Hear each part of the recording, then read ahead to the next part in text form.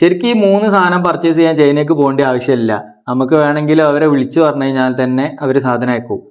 പക്ഷെ നമ്മൾ പോകാനുള്ള കാരണം എന്താ വെച്ചാൽ സോവേന്റെ ക്വാളിറ്റി അത് നമുക്ക് അവിടെ പോയിട്ട് കണ്ടിട്ട് അത് പിടിച്ചു നോക്കിയിട്ട് തന്നെ അതിന്റെ ആ ആൻഡ് ഫീൽ കിട്ടിയാൽ തന്നെ ആ സാധനം നമ്മൾ പർച്ചേസ് ചെയ്യുള്ളൂ. മാർക്കറ്റിൽ ആകെ ഒരു 3 ഷോള മെയിനായിട്ട് പോണേ. ഒന്ന് ഷിഫോണ്, ഒന്ന് ഷിമ്മർ, ഒരു ജെയ്സി. നമുക്ക് പോണ ചിലവ് തന്നെ ഏകദേശം ഒരു 1 lakh ഒക്കെ വരും.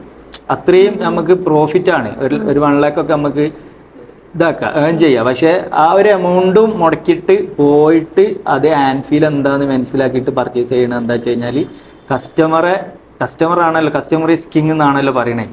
ഒരു സമയത്ത് പർച്ചേസിന് പോയ സമയത്ത് അവിടെ ഒരു ഫാക്ടറി നല്ല പ്രൈസ് കുറച്ചിട്ട് സാധനം തരാന്ന് പറഞ്ഞു.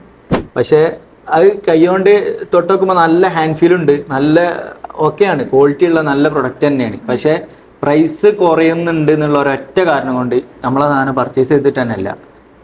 കാരണം എന്താ വെച്ച് കഴിഞ്ഞാൽ അവർ ഒരു പക്ഷേ റേറ്റ് കുറച്ച കാരണം കൊണ്ട് അവർ സാധനം നമുക്ക് ഷിപ്പ് ചെയ്യുന്ന സമയത്ത് ചിലപ്പോൾ ക്വാളിറ്റിയിൽ ഡിഫറൻറ്റ് വരും എന്നുള്ള ഒരു പേടിനോണ്ടാണ്.